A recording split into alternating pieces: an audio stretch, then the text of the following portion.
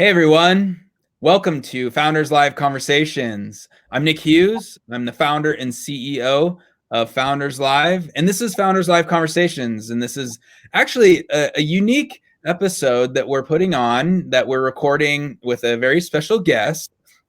I have with me, I have Paola Ortega, and she is the co-founder of Air from Mexico City. Paola, how are you doing today? Fine, thank you, Nick. How are you? Thank you for having me. Doing great, doing great. So good to have you here. And, this is a special episode that we are holding for the finalists for Founders Live Primetime, which we're going to get into in a second. But before we get into that, Paola, please tell us a little bit more about yourself, a little bit of background of who you are. Okay, great. Well, I'm Mexican. I have a degree in psychology. I'm actually a psychologist. And from there, I started working in human resources, and then I went to marketing because I wanted to have an understanding of the psychology of big masses of consumer. In that time, it wasn't known as a consumer marketing or as a consumer research marketing. But I said, as a psychologist, I could not only understand one person, but a group of people who share something in common. So I started combining the formation in psychology with the practice in marketing. And I worked at Coca-Cola Mexico. And then I worked in business consulting for a few years. And as in a year ago, I started doing business consultant and branding since January this year with my partner, who is also co-founder of Air. And we started doing business consultant and branding for little and big companies, for small and big companies here in Mexico. And then we saw, well, this is a little bit more about Air, but then we realized that we as business consultants needed more tools that could help us have insights in a much more quicker way. Oh, way cool. Yeah, excited to dive into that, discovery of what you saw in the world that you wanted to solve. But before we get to that, it's just so great to talk with you. And, we want to get a little bit more of your experience pitching at Founders Live. And, for everyone watching here, Paola is from Mexico City, and, we have city level events, and then we now have our primetime events that she also participated in, the Founders Live Primetime Latin America, and eventually was the winner out of that. And that's why we're talking now for the final experience at our Founders Live Livefest 2020, which we'll talk about. But tell us a little bit more about your experience pitching at Founders Live. What it was like? Well, it was the first word I would use to describe is fun and very rewarding. Actually, I learned a lot in the process of designing the pitch and thinking, what am I going to say and how am I going to say it in 99 seconds? I've never done a pitch that short. In business consultant, we have that defect that we tend to talk a lot. So actually, I was used to presentations with many slides and many hours and feedback, ongoing feedback and stuff. So it was very challenging to have to say your value proposition and how you do things differently and what is it that you offer in 99 seconds. And especially, and I think we'll get into that later on, but especially in a world that nobody knows very much about. It would be easier if I said I sell sofas or I sell a couch in 99 seconds because people know what a couch is and people don't have to hear the explanation. But when you're talking about data science and artificial intelligence, how do you explain that value proposition in 99 seconds? So it was very fun. We did several drafts and we went back and forth in what was the key talking points that we had to talk about and how could we demonstrate our product and our service in such little time, and especially when you're not seeing people, because I think that's also a challenge, not just for me, but for everyone who has participated in this round, especially this year, and everyone who is in any competition right now, because you're in your house in front of a computer. It's very different that when you're in an audience with a whole audience in front of you, and when you're in a stage. So it was a series of different factors that I hadn't done before, but it was very rewarding and very interesting to have to do something with this kind of characteristics. Yeah, yeah, and we've heard this so many times when people, they mention the 99 seconds, and it's both difficult and unique, and we believe, and you obviously have been through it a few times now. The experience of just figuring out what to keep in and what to remove in terms of your message actually is such a good experience to go through, to really go through those exercises and figure out what is my value proposition, what is my message, and all that. What tips would you have, since you have pitched a number of times, you still have another one, but by pitching, how did you prepare? Like, what maybe one or two things you did to help prepare yourself, and that you would give advice to others that were thinking about pitching at a Founders Live event? Okay. I don't think this is only my point of view, but it was the one that helped me the most. Think about that you are in a lobby, wherever, and you have 4 floors to tell someone what is it that your value is. So it's the classic elevator pitch, but it was very easy for me, or it helped me to think actually being inside an elevator. And what does that mean? That means you're not seeing the person face to face, because probably he or she is next to you. So you're talking like this to the person. And also there are maybe 4 or 10 people inside the elevator with you. So you can't have a one-on-one conversation. So you can't go that deep, and you can't be that personal, but you have to have that certain level, or have to go that deep into going personal with someone, so that they can turn around and look at you. Because if you're in an elevator, the person who is listening to you is staring at the front. So how can you make them actually turn their attention and turn their face and turn their whole body towards you, because you said something interesting that it catch their attention. So first of all, how do you make a person actually turn around and look at you? Because you said a certain catchphrase at the beginning. I think that's the first thing I would recommend.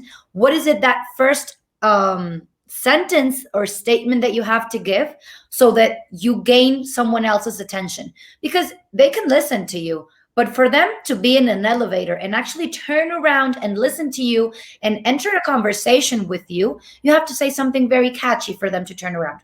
So first of all, that would be my first tip, maybe. And second of all, what are the 3 key aspects that you have to say? What do you do? How do you do it differently? And why do you do it? I think that would be my 3 main key points, because all of them have to say how you do things differently, or why you are different. But how do you prepare for those 3 principal statements? I would say what, how, and why, especially that why. And think about who you're talking to, because you have to connect purpose-wise with your audience, or with anyone that you're talking to. It's very difficult when you don't know who you're talking to. It's easier when you're going to talk to one person, or when you're going to do a job interview, or when you can have the time to research who is your audience.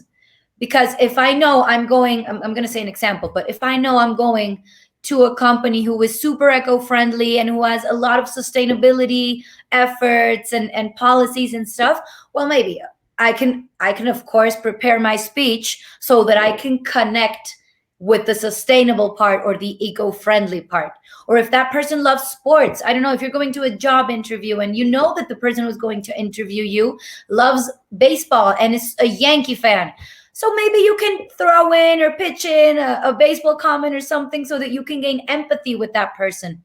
Yeah. But what happens when you have no idea who is out there? What do they like? What is their lifestyle? What are their preferences? So I questioned that a lot, and I thought, well, be the most truthful that you can be to yourself and to whoever that audience is. So what is actually your purpose? Why do you do this? More than just making business or gaining money, because I think we're way past that. I think especially startup conversation wise, we're way past just business and return of investment. I think return of investment is a very crucial concept in any business.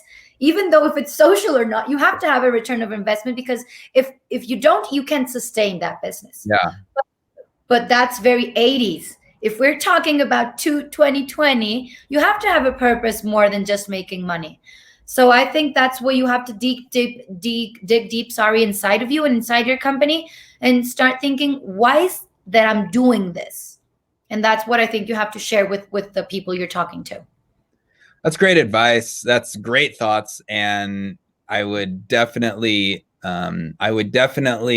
agree that, getting down to the why, getting down to the real purpose of why you're doing this, that is additional, if not much more than making money, whether that's impacting the world, bringing, change, any sort of movement forward or change is absolutely important. What I would like to do is shift a little bit and talk a little bit more about yourself, and, really talk about, why entrepreneurship. And before we really get into AIR and what you're really trying to solve, why did you choose to go your route and start your company? Okay, I'm going to stick to what I just said about being true and about being super honest. Actually, it wasn't on purpose. Actually, yesterday I was talking to a friend who also is an entrepreneur, recent entrepreneur as me, and we were saying I wasn't in high school, or I wasn't 5 years old and thinking I want to have my own company when I grow up.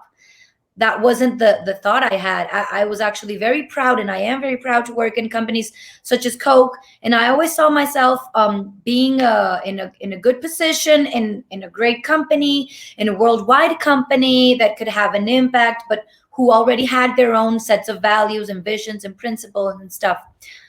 But if you really ask me, it would be because I didn't know where else to find it. And I think someone else could relate with me in that, because I think entrepreneurship is finding a solution or an alternate solution to a problem that you're seeing has no actual solution, or that you can't find any actual solution.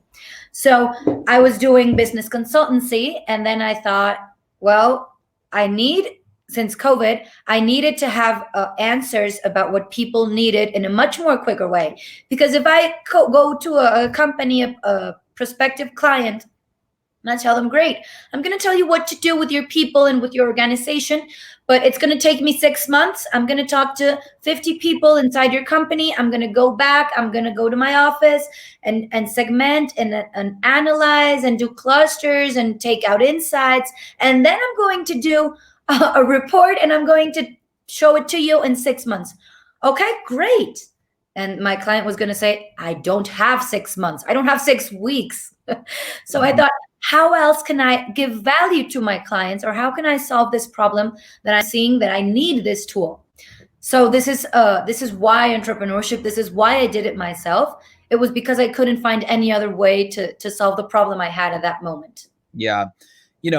Sometimes we say, scratching your own itch, whatever that means, solving your own problem. But, really what it sounds like is, and I say this a lot, which is, it's almost like we can't not do this, right? Exactly. We can't not do this. And I think that that's such a interesting thought process, when it's just like, look out, we got to change this. And I'm the one, because you look around and say, no one else is seeing what I'm seeing, or no one else is bringing the solution that I want to bring to the table. And so you're choosing to do it, which I think is awesome. So let's get into that. Dive a little bit deeper on AIR, and let's start with, like, really, if there was a main problem that you saw, and then how you are bringing that solution to the world, especially in Latin America and in Mexico.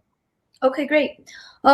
In branding, it is not news that we do consumer-centric branding or user-centric research or consumer-centric development, product development, customer journey, user journey. And it's very common that we're now turning all our attention to what the person who is going to use what we offer needs, wants, desires. What is their lifestyle? And we talk about target, and we talk about user persona, and we talk about the outside market. But what made us turn around, and because culture, organizational culture is also not new. It's something that I'm very happy that is growing very fast, but it's not something that many companies have. Actually, a defined organizational culture and a purpose and a set of values and certain practices.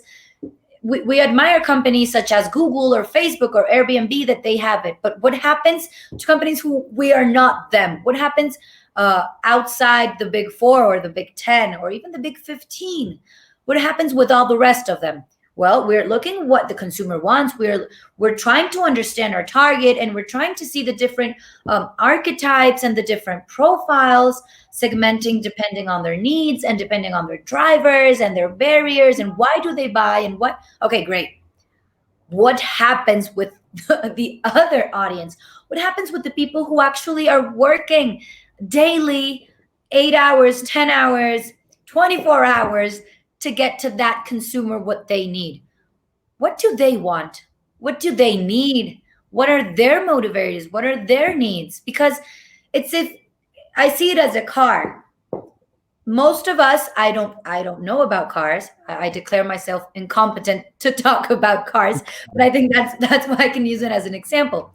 I buy a car because I like the color and because I like how it looks and because I like maybe how it, well, yeah, how it looks and how I can grab it, and maybe if I have the touch screen or how it sounds or whatever. But I'm seeing the outside part of the car. What happens if the engine doesn't work, if the brakes don't work, if every cable that is inside that I don't know the name of doesn't work? It can have the most beautiful color and it can be squeaky clean and it can have the biggest tires. But if the engine and what is inside the car doesn't work, it's not going to take me anywhere. So I think about employees or collaborators as that engine, as that the brakes and everything that is inside that we don't see. But if we don't go to take our car to service every now and then, and we ensure that everything inside is working, then it's not going to do any good for the final user that we want to sell to. So that's why we saw, thanks to COVID, that the people were just people. And that's why I'm right now in my living room, and maybe you're in yours, and we've seen many posts on LinkedIn that a very famous woman or businessman is giving a great conference and is giving a great speech or is doing revolutionary business stuff, and maybe their dog is barking and their kids are playing, and maybe they're wearing slippers, because we're seeing people as people. So when we see people as people because we're forced to, thanks to a camera, not because of anything else, but because there's no other way to do it, we say, who is asking them? What do they need to keep on working? What do they need? Do they need internet in their house? Do they need someone to take care of their children? Because maybe they're parents and they have a 2-year-old and a 4-year-old, like my partner has. And maybe they have everything they need to work at their house, but they need someone to take care of their children. Or maybe they don't have the internet. Or maybe 4 people live inside their home and the 4 of them have a meeting at the same time. So we were forced to ask people what they needed as people, not as consumers, not as users, not as buyers, not as a target, not as a consumer marketing, but people, what they needed as people. So that's why we turned around and we said, okay, how can we do this? And how can we do it in a very quick way? Because we don't have time. This is moving much more faster than we thought it could. So that's why Air was born. That's why we saw that we needed technology and we needed data and we needed machine learning and we needed something else that could think faster than my partner and I could do. Even though we didn't sleep, there's no way you can do a culture analysis and diagnosis in 2 days, or Yeah. in a day actually, but technology can. Yeah, and so from your website, just for the people watching, and you can see that there's the URL. You say employee-centered decisions in real time, an AI tool to assist transformation within your company based on your employee characteristics. And so, I feel like this is pulling into what we would call employee engagement, and really as companies fully understanding the people within the company is as equally important as it to understand your customers. So talk a little bit more about that, and maybe where do you think employee engagement is heading in employee, I would even call this like just employee intelligence, of understanding exactly who is working within the company and what they desire. Exactly. I think business wise talking, it's very difficult right now to talk about this because many business leaders don't understand the relationship between employee engagement and return of investment. And I specifically go back to that concept because and how I ended the pitch is, if you know what your people want and you can give that to them, they're going to be much more happy and much more engaged, and with a bigger sense of belonging and much more motivated. Okay, great. Unfortunately, many people think about that as, okay, rainbows and butterflies, but where's my money? So, okay, here's where your money is. If your people are feeling this way, they're going to be much more efficient. There's going to be less talent leak. There's going to be less rotation of roles of people within the company. And therefore, that is going to directly translate into return of investment, because it's very expensive to be onboarding and to be training a person for any role, even though if it's junior or senior. It's very hard to have a different person in a position in a company for 1 month, for 6 months, for a year, for 2 years. It's very expensive to do that. So there you're losing money. And especially if I like my job and I am engaged with it and I'm motivated, I'm going to do it much better and much in a much more efficient way. So therefore, I'm going to give you more money. Yeah. Where is employee engagement going? That's a very good question. I hope it's going towards there. I hope it's going towards a place where business leaders see employee engagement as a direct variable. I don't know if that's the correct way to say it, but as a direct link to return of investment and to sales and to business efficiency. I hope it's going that way. Well, yeah, I hope so too. And things of this nature that can quantify in the right way, quantify that engagement, where those employees maybe sit currently. Obviously, that shifts and changes, and I think that's an important it's an important thing to consider, which is employee attitude, employee satisfaction, employee engagement are not static. Those can change in a day, a week, a month. And so something that can quantify it, something that can show the leadership that the current state and then maybe needs of improvement or all that stuff, and then maybe tying in the ability to connect what seems to be moving the right direction in your company. Like, oh, hey, these things mean improvement of your employee engagement and happiness in your company. Maybe make sure you do more of that. So I think that's a really, really interesting aspect. So cool. Thank you. So what last question on specifically the company, what should we expect? So we're going to hear from you on December 2nd and then going into kind of the end of the year, but what should 2021 look like for AIR? And then what could individuals and companies, no matter if they're in Latin America or other parts of the world, what could they, take advantage of and utilize AIR for? Okay. That's a very exciting question because I don't specifically know the answer, because it's future talk, but it's very exciting for me to think about that. So We're very new. We have 3 months since Air was born. We're still doing different trials, and we're still adjusting, and we're learning day by day, modifying what we're doing with Air.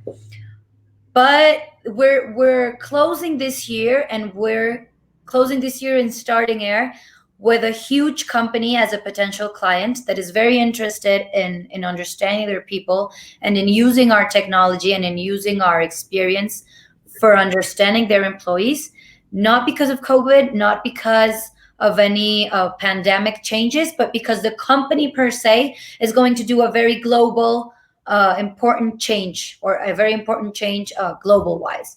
So they said, I don't care about what you can tell me about COVID, because I have that under control, but I need to know how my global company employees are going to react because of this change.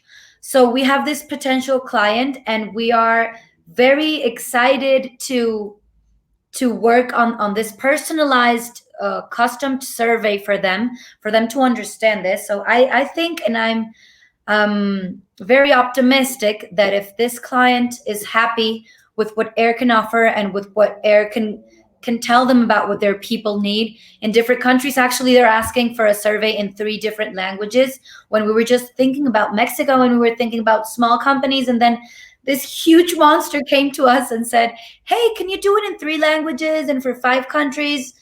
And we said, why not? So we're learning as we go.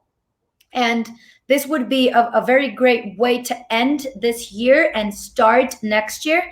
And I think that if we can successfully complete this challenge that this client is asking for us, I think from there we'll have a ton much more of experience than we thought we would have by now.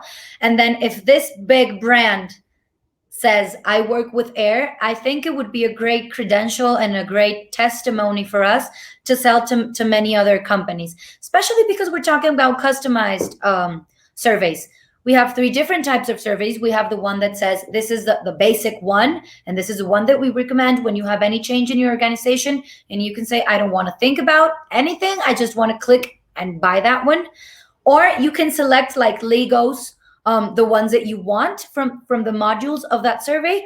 Or we can go to personalize and to custom make your specific survey with the name of what do you think about Nick Hughes as your CEO? We can do specific questions depending on your company. So I think that would be a great way to end the year, and great way to start 2021.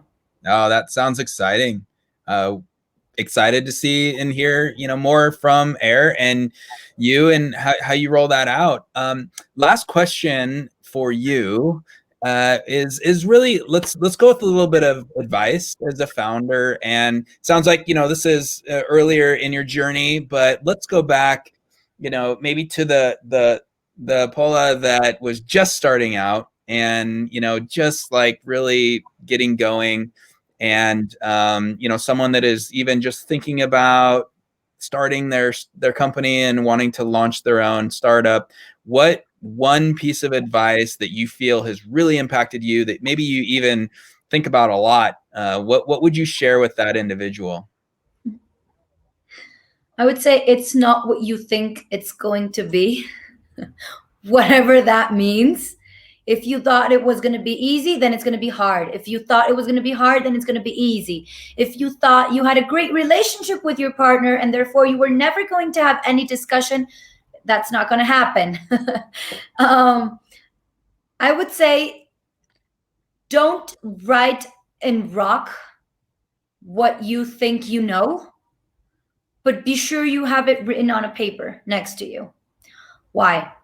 Because you're going to challenge everything you think you know at that moment. And when I say everything, it's even the tone of voice that you use with a certain person.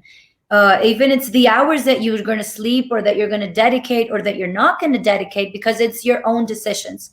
So you have to stay very true to what you believe in, and to why you're there, and to always remember that.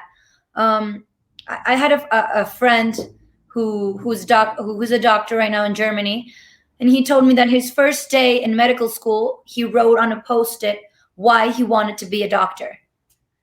And 10 years later, he reads that post-it, crying in the bathroom floor, saying, "Why am I here?" And that post-it is when you remind yourself why you're there.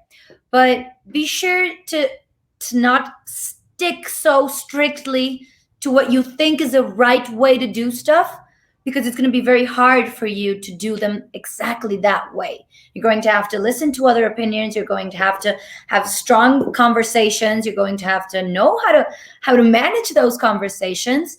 And I think the correct way is to actually do that. I mean, don't have it written in rock. You can erase it, and you can be flexible, and you can be open to new ways of thinking and to new ways of solving problems, even if it's in how you write an email, or what is your value proposition, or who your client is going to be. But be sure to have it on a post-it next to you, because you can lose your way in, or you can lose yourself in the way. So be sure to don't do that. Thank you so much for saying that. And don't lose your way, and don't forget why you started this process. And obviously life can change. Things do get more challenging. Sometimes they get easier, but remembering why you started is actually a really, really good thing. So thank you so much, Paola. Want to remind everyone that please join us at Founders Livefest 2020. That's on December 2nd.